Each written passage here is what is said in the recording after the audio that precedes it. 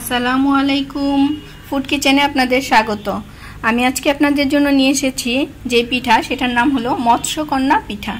মৎস্যকন্যা পিঠা আমি তৈরি করেছি মিষ্টি দিয়ে। ভিতরে আমি ক্ষীরের পুর দিয়েছি এবং উপরটাকে আমি চিনি শিরায় ডুবিয়ে নিয়েছি। এই মৎস্যকন্যা পিঠার রেসিপিটা যদি আপনারা দেখতে চান তাহলে আমার সাথেই থাকুন, এবং আমার এই পিঠার রেসিপিটা যদি ভালো লাগে অবশ্যই আমাকে কমেন্ট করে জানাবেন, এবং আরও কিছু পিঠার রেসিপি পেতে আমার চ্যানেলটা সাবস্ক্রাইব করবেন। আমি মাছ পিঠা করার জন্য রুটি যেভাবে পাতলা করে বানাই ঠিক সেভাবে করে আমি রুটি বেলে নিয়েছি, একটু লম্বা আকৃতি করে। এখন আমি এটার মধ্যে পুর হিসাবে ব্যবহার করব হালুয়া।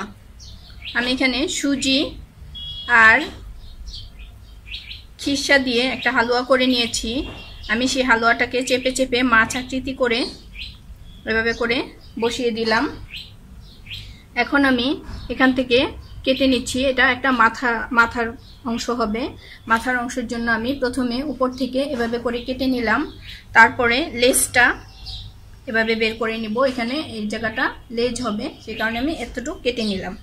এখন এই বরাবর আমি ছোট ছোট করে কেটে নিচ্ছি।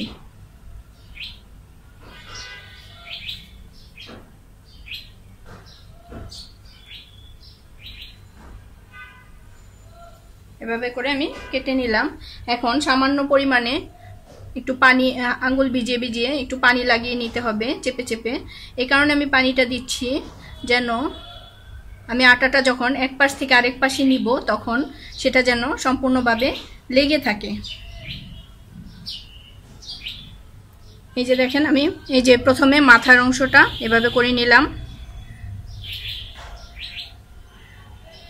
এভাবে করে মাথার অংশটা করে নিলাম। তারপর জিগজ্যাগ করে এই পাশ থেকে ওই পাশ এভাবে টেনে দিব। তারপর আবার এই পাশ থেকে এই পাশে এভাবে টেনে দিব। এভাবে করে আমি সম্পূর্ণটা করে নিচ্ছি।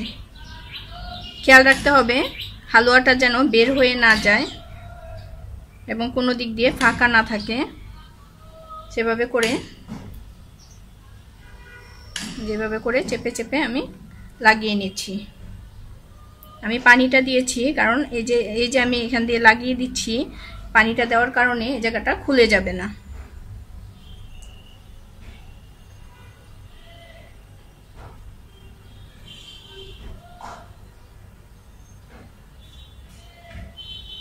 আমি এই যে একটা মাছ করে নিলাম। এখন এটার মধ্যে চোখ হিসাবে আমি একটা লং এভাবে করে চেপে লাগিয়ে নিলাম। চোখ হয়ে গেল। আর এই জায়গাটা একটু একটা কাঁটা চামচ দিয়ে এভাবে করে একটু চেপে দিলে লেজের যে দাগ দাগ থাকে সেই দাগটা হয়ে গেল।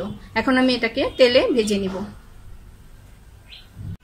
এখন দিয়ে দিলাম আরও আধা কাপ পরিমাণে চিনি, আর দিয়ে নিচ্ছি 2টা এলাচি, আর 1 কাপের চেয়ে একটু কম কম পানি।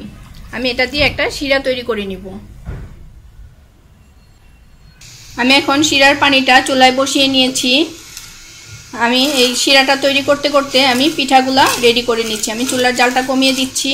চুলার জালটা কমিয়ে আমি শিরাটা তৈরি করে নিচ্ছি, আর ওই দিক দিয়ে আমি পিঠাগুলা তৈরি করে নিচ্ছি।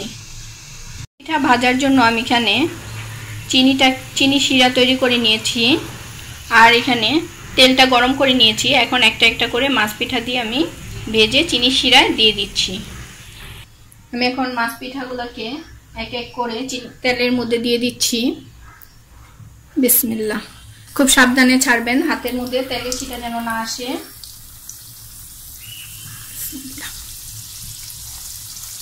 আমি এখানে পিঠাগুলোকে খুব ছোট ছোট আকৃতির করে নিয়েছি যেন তেলের মধ্যে ভাজতে সুবিধা হয় এবং চিনি শিরায় দিতেও সুন্দর মতো চিনি শিরাটার মধ্যেও দেওয়া যায়, সে কারণে আমি একটু ছোট আকৃতির করে নিয়েছি।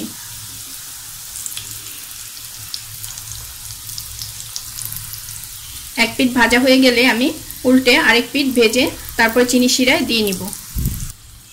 এক পিঠ ভাজা হয়ে গেছে, আমি উল্টে নিয়েছি পিঠাটা। এখন তেলটা যেন সব দিকে লাগে সেই জন্য আমি কড়াইটাকে এরকম হালকা করে একটু ঘুরিয়ে নিচ্ছি। একটু ঝাঁকি দিয়ে দিয়ে তেলটা যেন সব দিকে লাগে সেটা নিশ্চিত করতে হবে, কারণ আমি যদি বেশি উল্টাতে যাই তাহলে পিঠাটা ভেঙে যাওয়ার সম্ভাবনা আছে। তাই আমি কড়াইটাকে এভাবে হালকা করে ঘুরিয়ে ঘুরিয়ে তেলটা সব জায়গায় লাগিয়ে দিলাম। তাহলে ভাজা হয়ে গেল আমার মাছ পিঠা। এখন একটা একটা করে মাছ পিঠা আমি তুলে নিচ্ছি একটা ট্রেতে।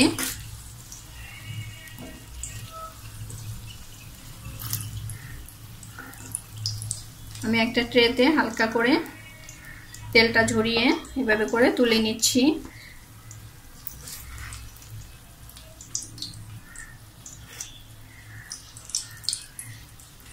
খুবই সাবধানে কাজটা করতে হবে, না হলে এই যে পিঠাটা ভেঙে যাওয়ার সম্ভাবনা থাকে। আমি এটা এখন চিনি শিরায় দিয়ে তারপরে পরিবেশন করব। আমি এমন একটা এয়ারটাইট বক্স নিয়ে নিয়েছি। বক্সের মধ্যে এখন আমি চিনি শিরাটা ঢেলে দিব। চিনি শিরাটা ঢেলে আমি বক্সের মুখটা আটকে রাখবো। চিনি শিরাটা কিন্তু গরম এবং আমার পিঠাটাও মাত্র ভেজে উঠাইছি, পিঠাটাও খুব গরম। এখন আমি এটা যদি ঢেকে রাখি তাহলে এই চিনি শিরাটা মাছের ভিতরে সম্পূর্ণভাবে ঢুকে যাবে এবং খেতেও খুব সুস্বাদু হবে। এখন আমি এটাকে ঢাকনা দিয়ে ঢেকে দিচ্ছি।